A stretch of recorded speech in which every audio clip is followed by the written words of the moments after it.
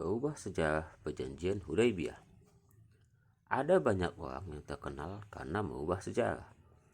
Ada Nelson Mandela dan Martin Luther King Jr. yang mengubah politik apartheid di Afrika Selatan dan Amerika. Ada Newton dan Einstein yang mengubah sejarah dunia dengan penemuannya. Dan ada kamu. Iya, kamu yang sedang mendengar podcast ini. Apakah kamu pernah mendengar nama Abu Basir? Bagi kamu yang pernah mendengar perjanjian Hudaybiyah, tentunya tidak asing dengan salah satu poin yang terkenal dengan ketimpangannya. Poin itu adalah setiap orang Mekah yang pindah ke Madinah harus dipulangkan ke Mekah. Tapi sebaliknya, orang Madinah yang pindah ke Mekah tidak perlu dikembalikan. Namun, poin ini tidak berlangsung lama.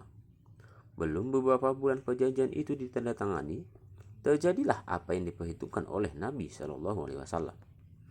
Seorang pemuda Mekah, namanya Abu Basir, melarikan diri ke Madinah. Melihat kejadian itu, pemuka Quraisy bersepakat mengirim 2 utusan ke Madinah menuntut agar Nabi Muhammad SAW mengirim kembali pelarian itu. Beliau SAW teguh menjalankan sepanjang isi perjanjian. Dengan dikawal oleh kedua penjemput itu, Abu Basir dipulangkan kembali ke Mekah. Rasulullah menyuruhnya bersabar, sebab bagi beliau, suatu perjanjian adalah perkara yang harus dimuliakan. Abu Basir mendengarkan serta menaati pesan tersebut. Abu Basir paham, sabar itu menunggu. Menunggu datangnya kesempatan untuk bertindak melakukan perubahan. Sabar itu mempersiapkan diri agar ketika momentum perubahan datang, dia sanggup untuk mengeksekusinya. Apakah menurutmu ada orang yang lebih tinggi kesabarannya dibandingkan Rasulullah? Tapi siapa yang memimpin pasukan untuk berperang di Badar dan di Uhud? Selanjutnya, apa yang terjadi? Di tengah jalan kembali ke Mekah, saat kedua pengawal itu lengah, Abu Basir mengambil pedang mereka. Lalu, yang seorang dibunuhnya, sedang yang seorang lagi diikatnya. Dia kembali ke Madinah dan langsung menghadap Rasulullah SAW. Sambil menyerahkan tawanannya, dia berkata, "Ya Rasulullah, aku telah melepaskan diri dari suasana musyrik, dan aku datang kemari menyusul engkau. Rupanya, karena memuliakan janji, aku dipulangkan kembali. Sekarang, beginilah kejadian. Aku telah bertekad bulat, tidak akan pulang ke Mekah lagi. Seorang pengawal telah aku bunuh, dan yang seorang lagi aku serahkan kepadamu. Aku bersedia menerima hukuman apapun yang akan engkau jatuhkan kepada diriku." Abu Basir melaksanakan perintah Rasul. Dia mengikuti utusan kembali ke Mekah. Dia taat pada Rasul. Mungkin kamu bertanya, tapi di tengah jalan dia ingkar. Tidak, dia tidak ingkar, tapi dia paham arti sabar. Kepatuhannya hanya pada Rasulullah, bukan kepada pengawal itu.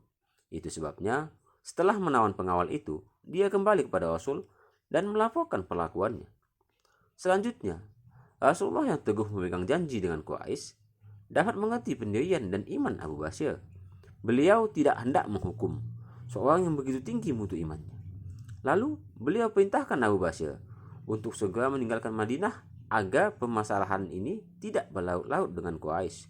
Keputusan ini diterima oleh Abu Basir dengan segala ketaatan. Lalu dia segera meninggalkan Madinah.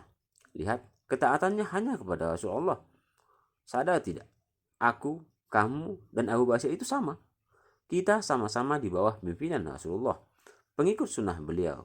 Tapi di saat Rasulullah memerintahkan untuk sholat tepat waktu, mengasihi anak yatim, bayar zakat, menjauhi riba, dan sunnah beliau yang lain, apakah sikap kita sama dengan Abu Basir?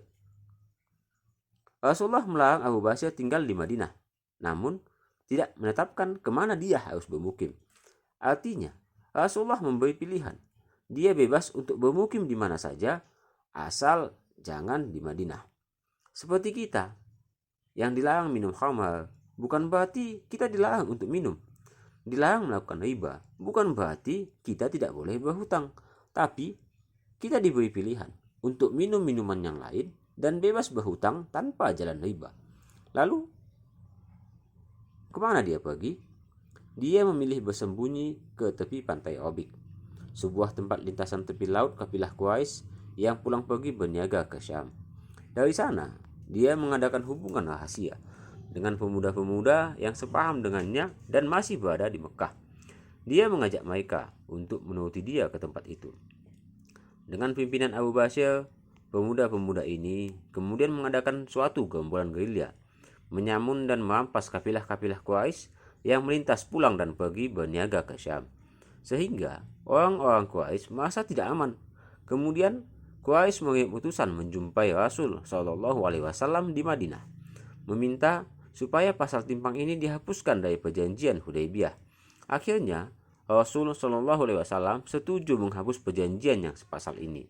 Beliau pun tidak dapat disalahkan sebab tindakan Abu Basir adalah di luar dari kemauan beliau. Rasul Shallallahu Alaihi Wasallam kemudian mengirim utusan ke tempat Abu Basir untuk menyampaikan bahwa pasal perjanjian itu telah dihapus dan dia beserta pengikut-pengikutnya boleh hijrah ke Madinah.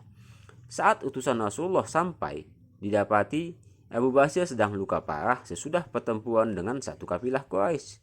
Seketika utusan itu datang, dia telah dekat menghembuskan nafas yang penghabisan.